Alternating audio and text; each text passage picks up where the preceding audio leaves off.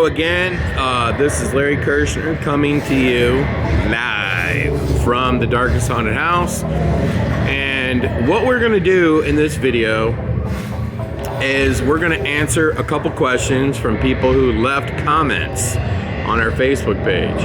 In my last video, I kind of ranted on a couple clowns that left some ridiculous comments on the page.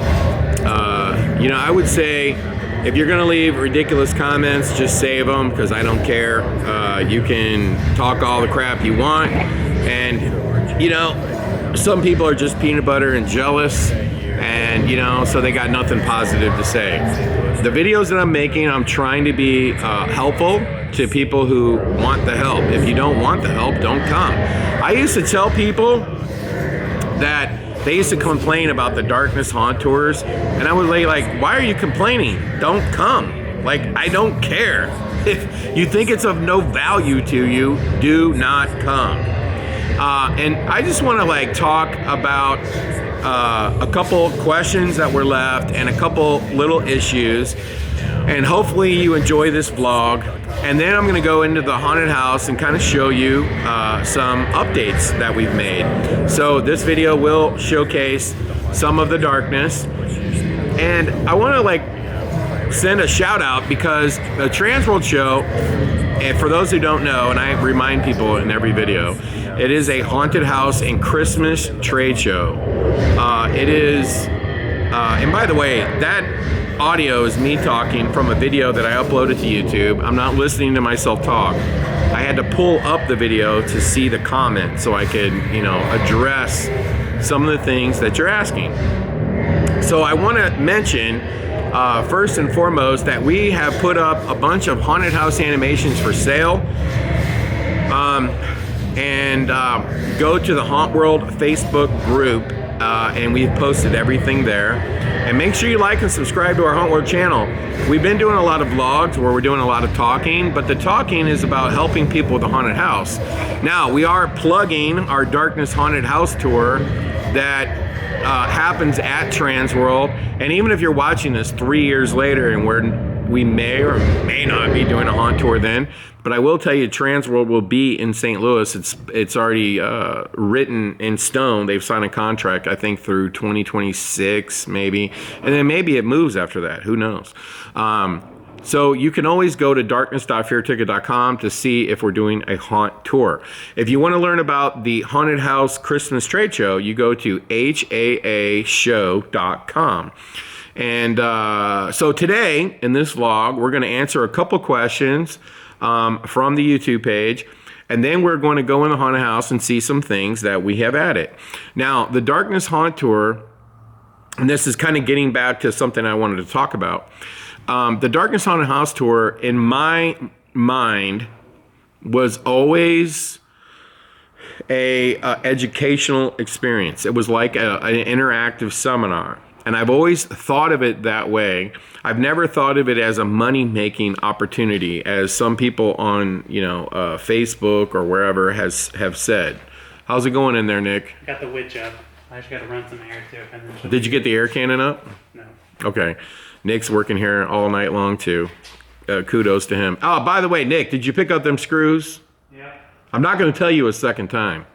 Hey, you need to buy me one of those magnet things. I need to buy you a magnet thing. And that's, we're going to have an ongoing joke to the Joker who left a comment about me saying something about Nick picking up screws off the floor. You're going to make a whole video about why screws are dangerous. Yeah, I did make a video on why screws are dangerous. We uploaded that video. That's what the seminar needs to be about. Yeah, I'm going to do a whole seminar about screws. Because you know what? In the haunted house industry, you know what? Haunters, a lot of haunters, like, they think you can fix anything with a screw. And that is not the case, by the way. A lot of stuff needs to be bolted. It needs to be lag bolted. It needs to be safety chained. But no, a screw, that's all you need. And then screws get dropped all over the floor. They get put through walls. They can cut people. That people can step on them. And but anyway, we're gonna have a running joke now about the screws. And I did put this in my other video, and I have to say it again. that this camera that I'm using costs $2,500. And I'm not saying that to brag. I'm just telling you what it costs. And I've broken 3 of them because they're so fragile that, you know, they fall out. I put them in my pocket, it falls out, or it's in my hand and I'm standing up and I hit something and it falls out of my hand and it's broken. This is the 4th one that I've bought. So I'm not gonna, I'm like a person here at the haunt. I pick up all the screws. I dump all the trash. I basically, to be a successful business owner, you have to, especially for a haunt industry, you have to be willing to do whatever you have to do, whatever it takes. Get back in there and get those. I'm not going to tell you again, Nick. Okay, so I set him straight. Okay, I'm teasing. Okay, for people who don't know me, I have a very dry sense of humor, and me and Michael Shaley from Ghost Ride were talking about this, and you know, I'm like insulting or I'm saying something sarcastic, and I tell him like, you know, I'm teasing, right? Well, maybe. I don't know. Am I teasing? You know, it's like, that's the funny part about it with a dry sense of humor. No one knows if you're teasing, or if you're serious, or you're kidding. I'm joking like 90% of the time. Well, wait a minute. Maybe it's only 50. Who knows? That's the whole joke, is that you never know. But mostly, yes, I am just kidding around. I make jokes all the time with all my friends, and the people who know me know I'm kidding. Anyway, so the questions that I got online, somebody asked about making a video talking about the expenses you face running such a big haunt, like overhead, staff, insurance, etc. Would be interesting.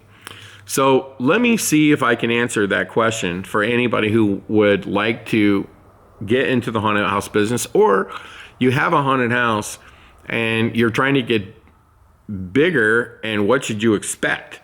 Well, you know, every year when I try to open the haunts, I try to make a list of all the things that you have to pay for, and it's extensive.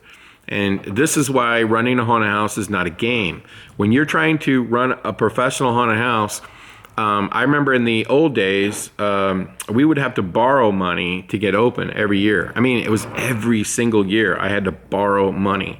And it's only really been for like the last 6 or 7 years that I haven't borrowed any. I used to get a loan from investors, or and then I basically got a line of credit for $200,000 or $300,000. Another way that you can get kind of like a loan without getting a loan is to get an American Express card and start paying all your bills with your American Express card, and I mean all of them, and build up your American Express card so that they don't turn your card off if you're up to 50,000 or 60,000 or 80,000. I've had my American Express card over 200,000 in 1 month. That's not bragging for the moron, sorry to say that, maybe I'm not being nice, that accused me of running around and bragging. No, I am telling you facts, okay? And this is a great tip, okay? An American Express card can be your like an investor. And so getting an American Express card is really important because Visas always have credit limits.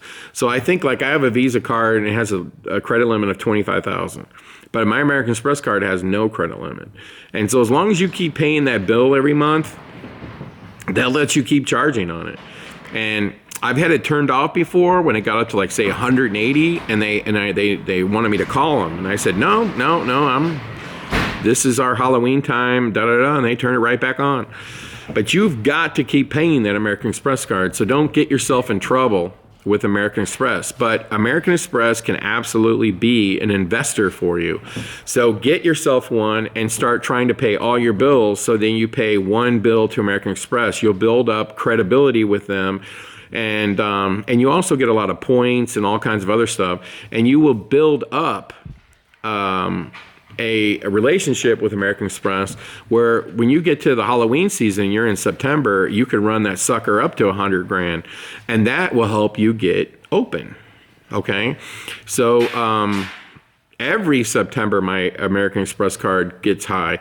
I would say on average we spend $40,000 to $50,000 on American Express every month. But in September and October, it could go to 100 or 200,000.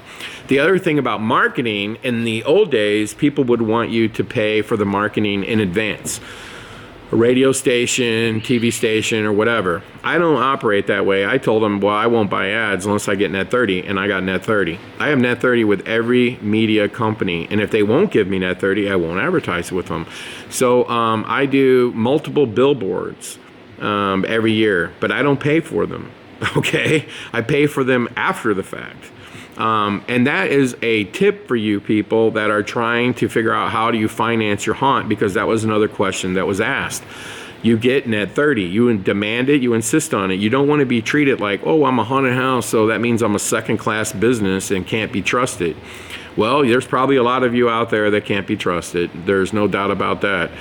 But if you are genuinely going to pay these bills and you are genuinely going to be successful, then you need to insist on getting net 30 from whoever you do business with. This will help you like get your season, get open, and get that money coming in and pay those bills. So whenever I used to do it this way, we would only make a profit on like the last 7 days or so that we were open. And typically that was only really enough money to survive to the next season and do it all over again. That's not uncommon. But what changed for us was really taking a pencil and figuring out where we're spending too much money. And this is where I did the video about the calculator, about having an adding machine, and and you've got to save money everywhere. It's like with online ticketing. There's a lot of ticketing companies that are offering you some like ridiculous amounts that you're paying. You can save money and or use the features, like for example on Fear Ticket, to make you more money, right? You can shop around for a better deal for transactions with a credit card, or you could just not take credit cards at all and put a ATM at your place and charge them a $4 fee just to get cash. I mean, there's so many ways that you can figure out to skin a cat. But if you don't treat your haunted house like a business first, you're never going to get there. So this is why I've said these things over and over and over again. And then you have good intentions to do all these things, but what happens sometimes is you're so busy and you're so doing pretty much everything, which most haunt owners do, that you forget to do some of these things. But a lot of I's and T's aren't crossed, and if you made them a priority, you would save yourself a lot of money. But one of the best ways to get an investor, because that was one of the questions, was to either A, get a line of credit for your business, and you could secure that with your house. You could personally guarantee it. You can, if you bought a building, you can use that as well.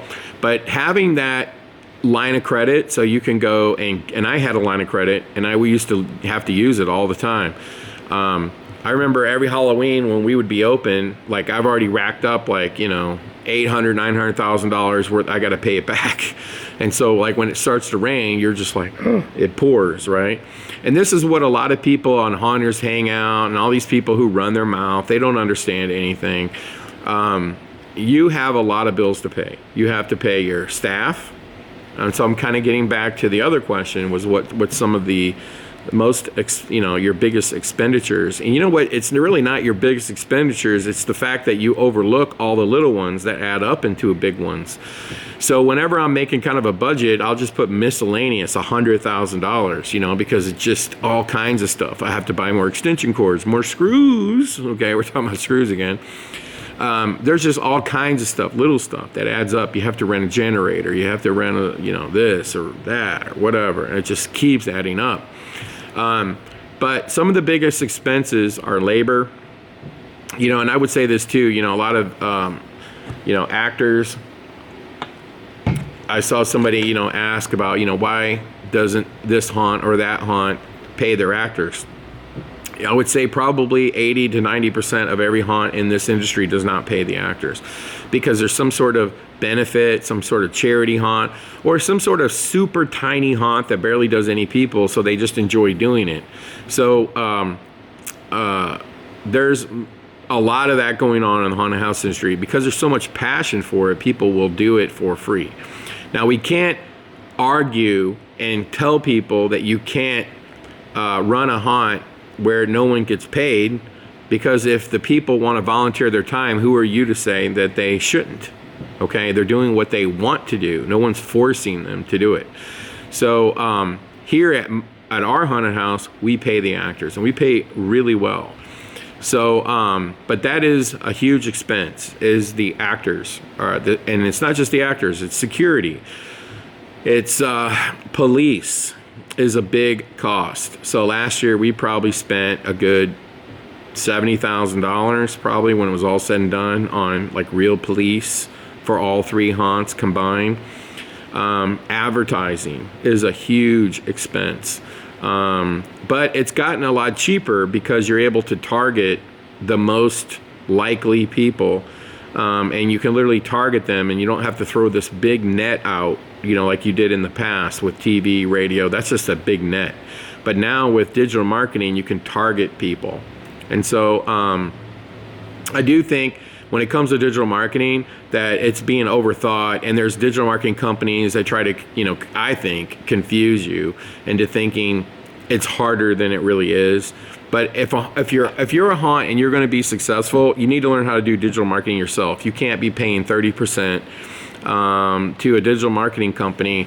That is just stupidity, unless you make so much money that it does not matter. But most haunts do not. So you should not be hiring a digital marketing company. You should be trying to figure out how to do it on your own. And by the way, this is where I get back into, especially the goofs that talk all the trash on these groups. They think they know everything. The truth is that information is out there all over the place. You could literally go to YouTube and type in anything. So for example, the other day, my Roku, you know, it's got this voice activating thing. It's like driving me bananas, and I can't figure out how to deactivate it, because I'm about to take a brick and throw it through my TV, or literally I'm gonna do it, because it's just gotten on my nerves like that much. And so I went to YouTube, found a video. It took like all of 3 minutes to find the video, watch it, and figure out how to turn it off. YouTube is like such a great tool. It's way better than Google now, because people would search for answers, but now you just go to YouTube, and it's so much easier because they're talking and showing you at the same time, and Google doesn't do that, or reading an article doesn't do that. So YouTube can help you figure out anything. So other expenses, you know, and this is assuming you already have a haunted house. You know, you have advertising. You have one thing that's greatly overlooked is taxes. So you have to pay taxes on the money you make. Now, you pay local and state tax, but then at the end of the year, you pay federal tax.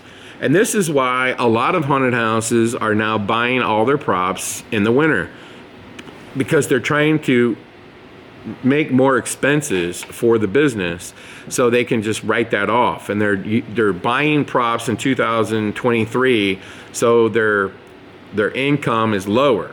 So that's why a lot of big vendors have seen big sales, because when it's all said and done, let's just say you have $1 million left in the bank after the Halloween season. That means you did really well.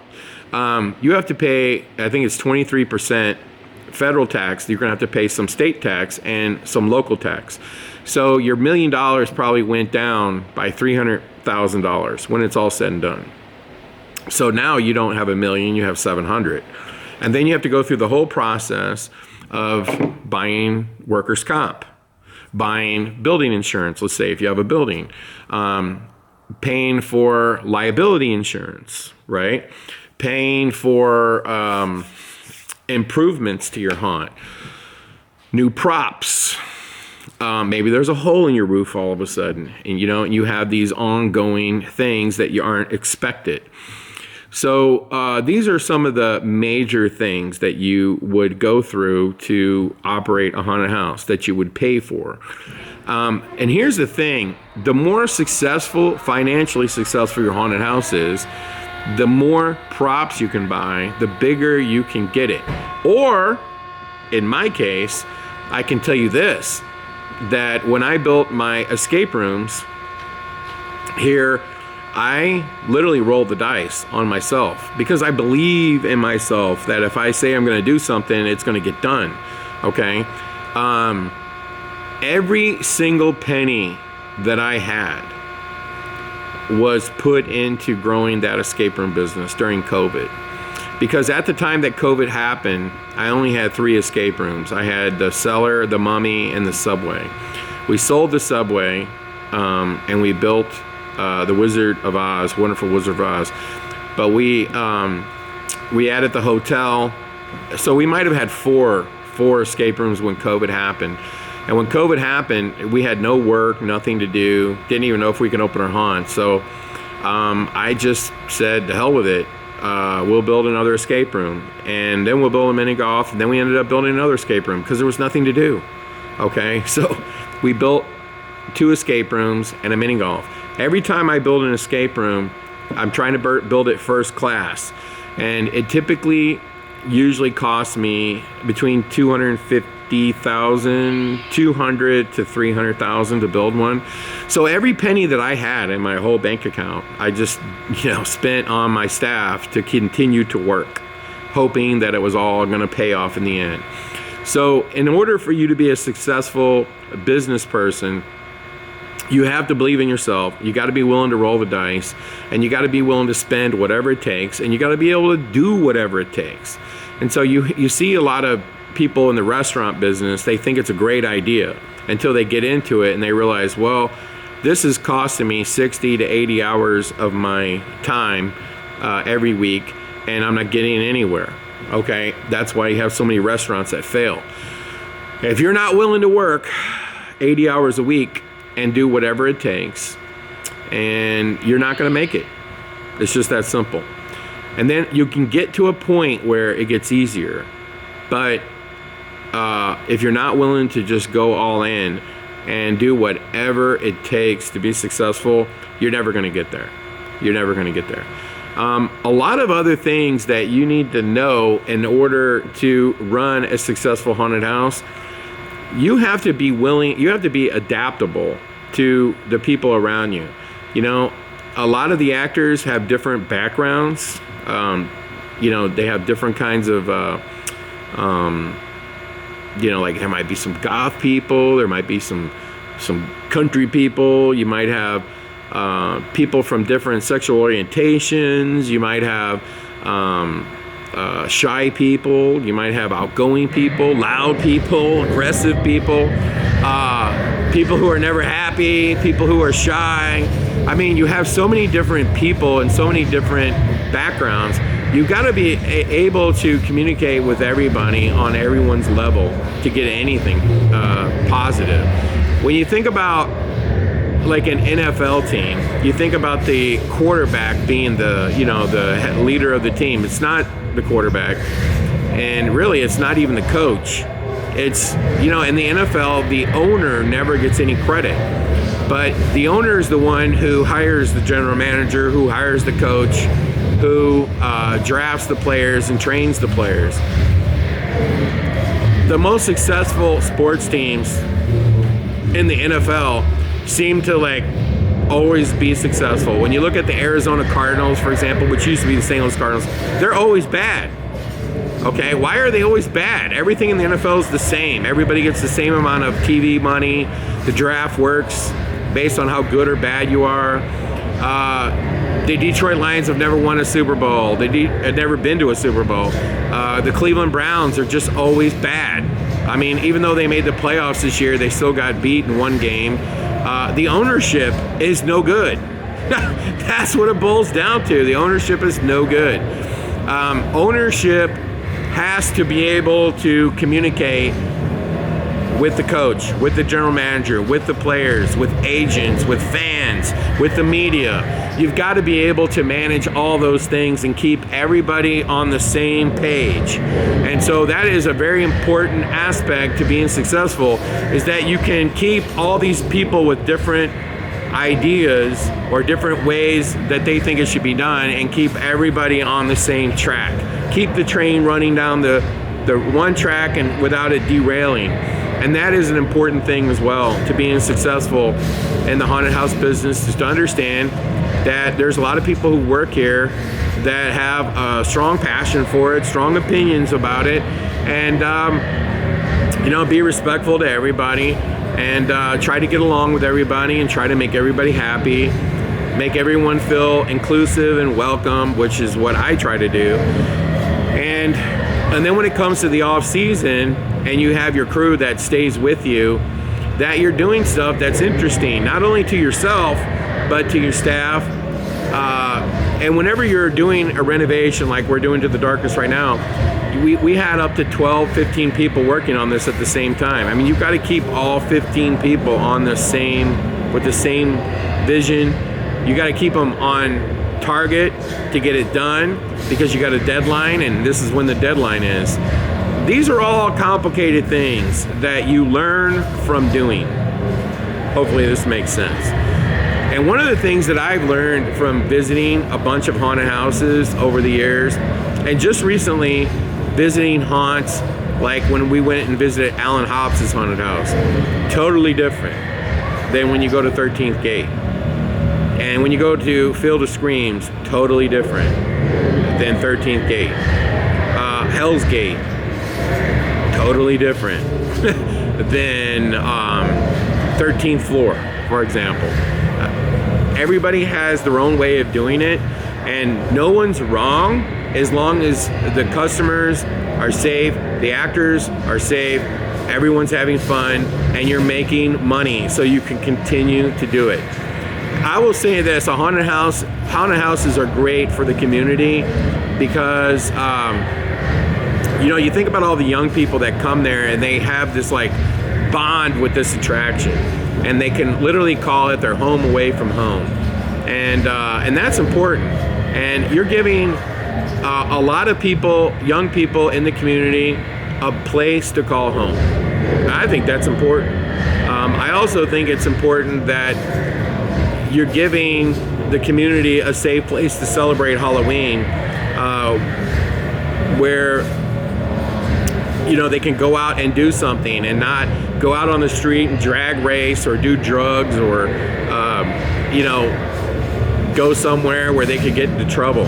You know, a haunted house is a good thing. You know, some people think opposite. I think they're great. I think they're great for the community. They're great for the people that work there. So you have a responsibility to make everyone feel like they're part of the team, part of the results. But when it comes to the money, they're very expensive to operate. I've been still paying bills for the 2023 season. I probably paid,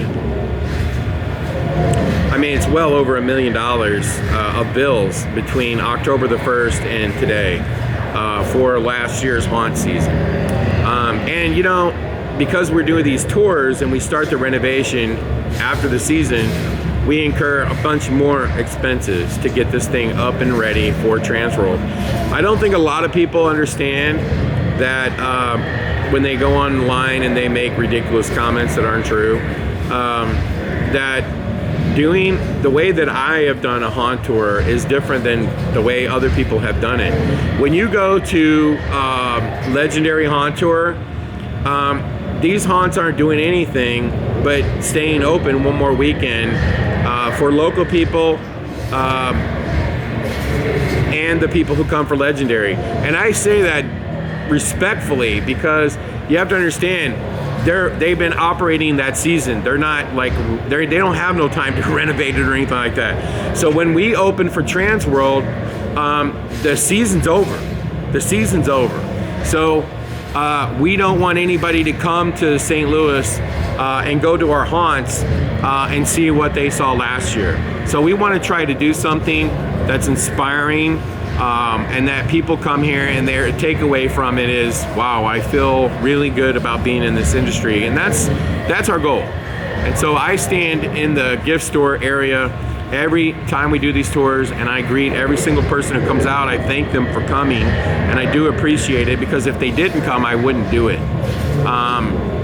Because the amount of money that we're spending is probably 60%-ish more than I would have spent if I wouldn't have done the tour. And that's just a fact, because it just doesn't make financial sense to spend $300,000 on a haunt that doesn't make that kind of money to warrant spending that kind of money. I get the money to do these like outrageous renovations, number one, from the people who buy the tickets for Transworld. And we do appreciate you for coming. We really, really do. I really appreciate you. And that's why I put so much pressure on myself to do such a great job. That's why our team does such a great job, because they know who's coming. And I don't sit here and go, well, we can't spend another, $1,000 because we're already over budget. I'm like, no, if we have to do it, we have to do it. We also get the money to do these outrageous renovations now from doing these special events, Krampus and Valentine's. Those two events really help. But the real money maker now is the escape rooms. They make way more money than the haunted house, so sometimes you can rob Peter to pay Paul.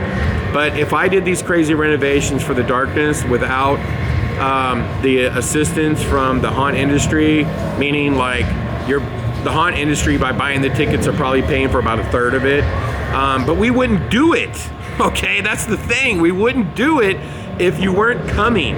So we would just do kind of the same kind of level renovation that a normal haunt would do. We'd buy some props, we'd change a couple scenes, and that would be that. But no, we go all out because we're trying to inspire the haunted house industry. And so I get accused of like, oh, it's just a money-making scheme. It's not. We probably spent a good $300,000 on this year's tour.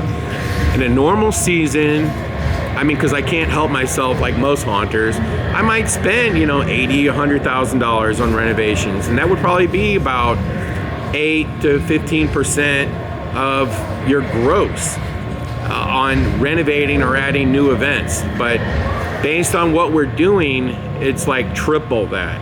Okay, so there's the vlog for today. There's the tips, and if you've enjoyed this video, please share it, and we will be making more, and we're taking your questions below and we're trying to address them. Now what I'm gonna do is I'm gonna walk in the haunted house, and I'm gonna take my camera here, and give me a second. These videos are no editing, and my battery is at 2 dots. And whenever it gets to 2 dots, that means it's about to die. So here we go. Now, one of the things that we've been working on is trying to clean this space out. And it's not clean, but it's workable. And look what we got in the mail today. We got a box from Ned's LEDs.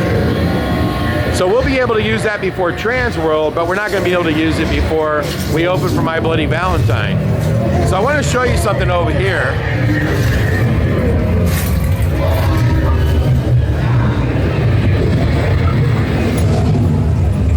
Check this out. Look at all these tentacles. Tell me this isn't super, super cool. Now, keep in mind, when people walk through here, these will all be moving. Isn't this cool? This scene is literally 10 times cooler than it was before. And there's the Cthulhu. I don't know why he's not working, but he's not working. Look at this. So cool.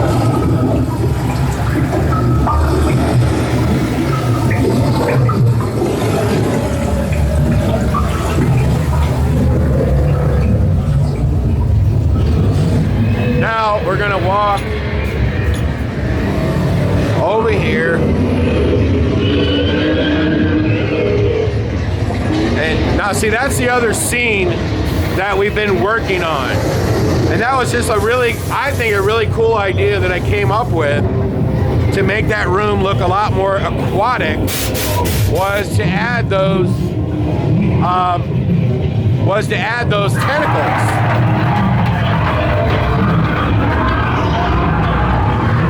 Now I'm gonna make a quick prediction that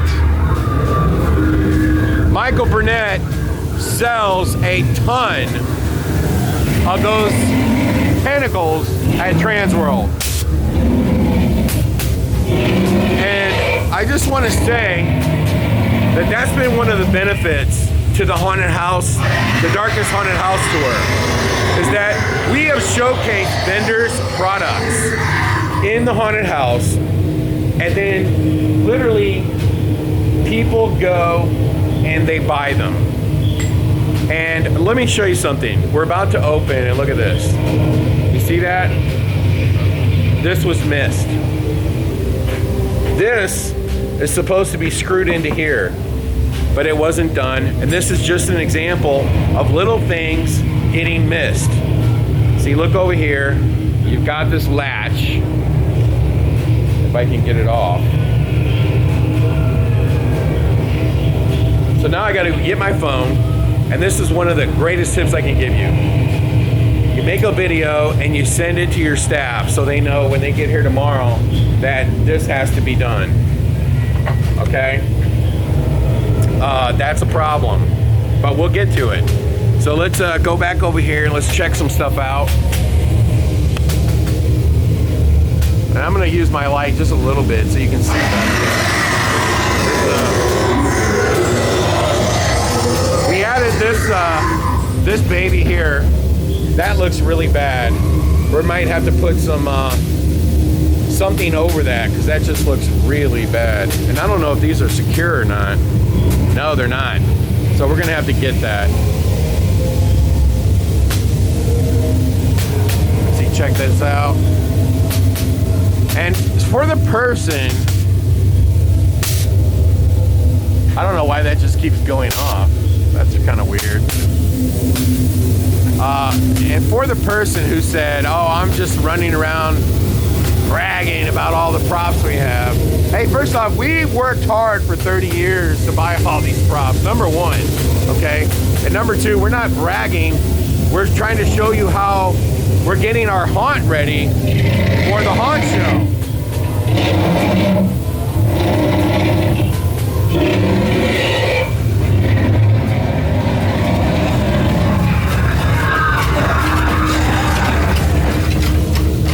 Oh, the tree still doesn't have audio. Yeah. Hey, I gotta show you a few things. I'm up in the church. Okay, but look at how cool that is up there.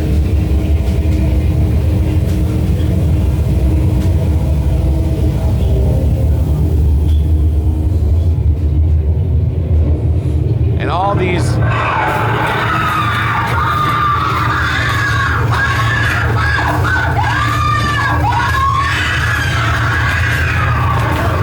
That's an animation. Now, one of the things I don't like about these animations is the hair, okay? Like, they need to literally, we need to put a rubber band in them because it just looks bad. There's too much hair. Or cut all the hair off, like all the bangs. Okay, we don't have all the CGI on. And here we go. Air cannon under there. Now, another thing, look at the walls. You see how there's red lights like in the walls now? You see that? You like her? She needs to go higher. Think so? Yeah. If she goes higher, she's gonna Go higher. You see the walls?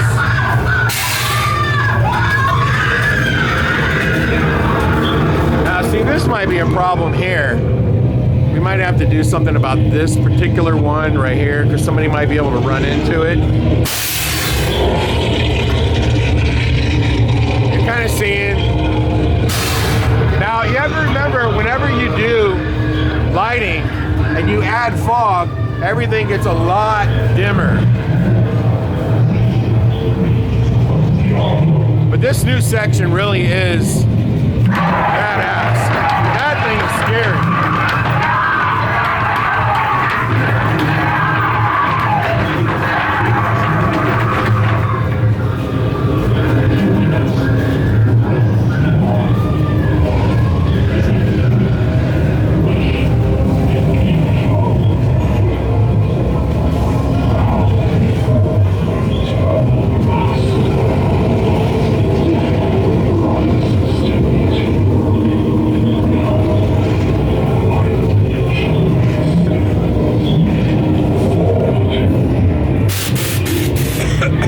Okay, so we will make a video tomorrow of people in the darkness for the Valentines.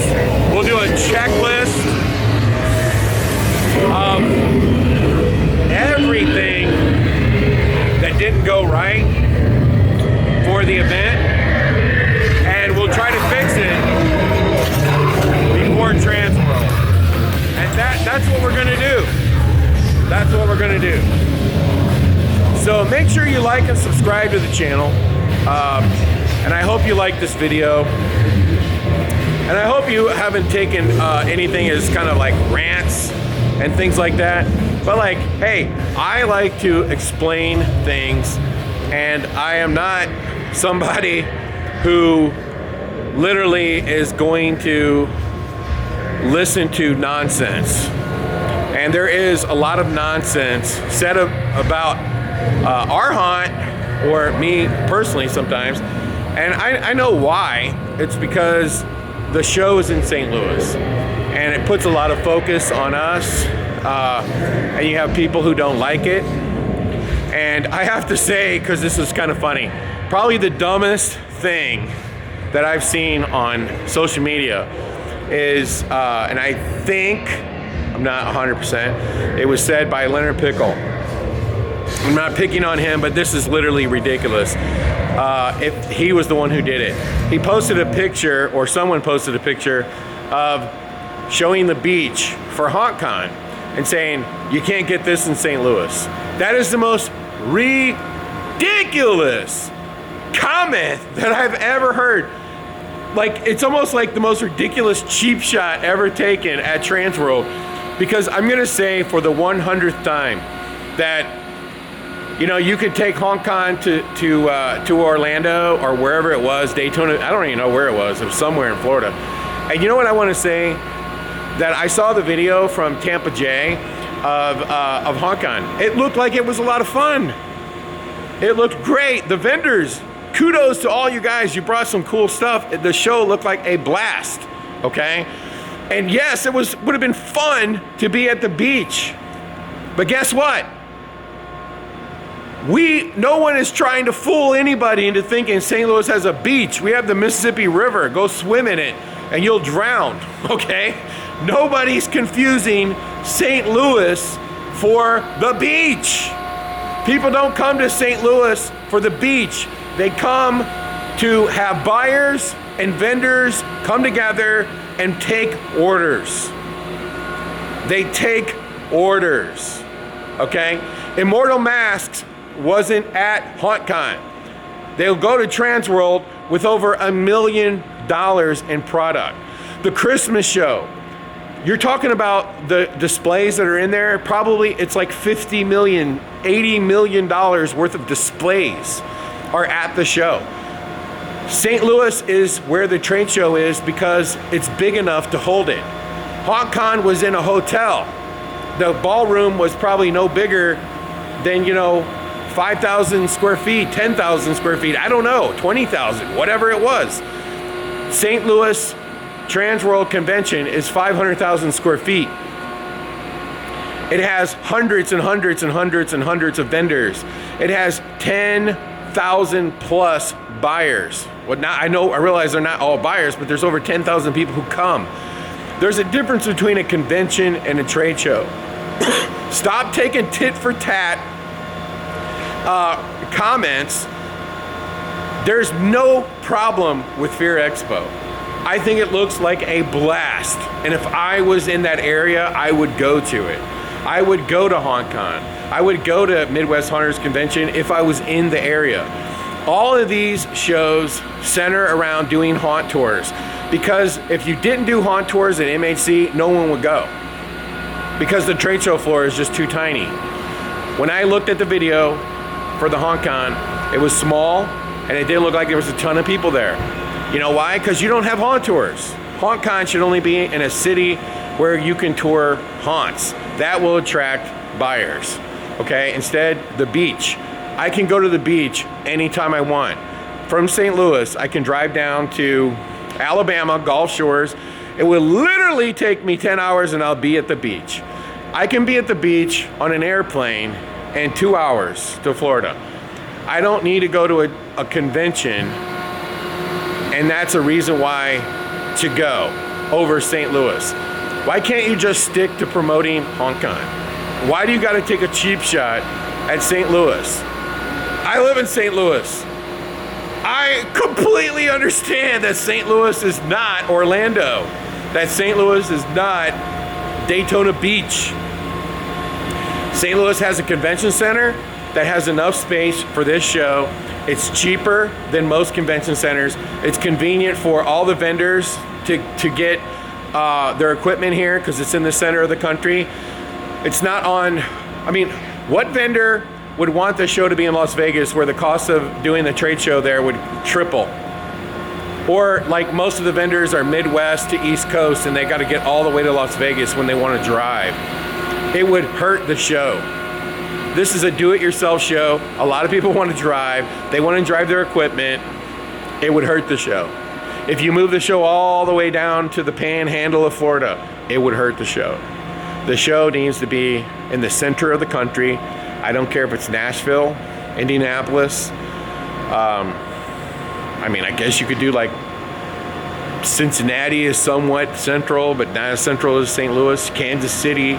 Okay, you got, this show's got to be in the Midwest, and it's got to be in a convention center that's big enough to hold it, and it also have to have the dates. And that's one of the biggest problems with Nashville. They don't have dates.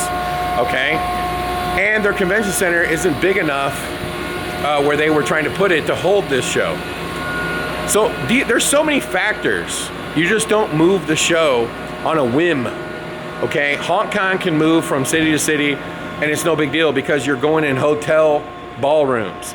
Okay, this is a trade show that people confuse for a convention because there's a lot of people there just going to check everything out. So I just wanted to say, I realize St. Louis is not any of these other cities. I don't care if the show leaves St. Louis, but I know that that brings a lot of spotlight on us, and some of it's unfair and some of it's not very good, but it kind of goes with the territory. You have to take the good with the bad, and we do. But for somebody to make a tit for tat that St. Louis isn't the beach, I think we all know that. But guess what? When Transworld happens, and there's thousands and thousands and thousands of people, and hundreds and hundreds and hundreds of booths and millions of dollars of products, well, that's not Hauntcon either. And that's not a shot. It's just, we don't need the tit for tats. The conventions are fun, and just call it a spade a spade. Conventions are fun, conventions are great, and conventions can be beneficial. But there's a difference between a convention and a trade show. And we all know what the differences are. We don't need to know that St. Louis doesn't have a beach. Till next time, happy Halloween.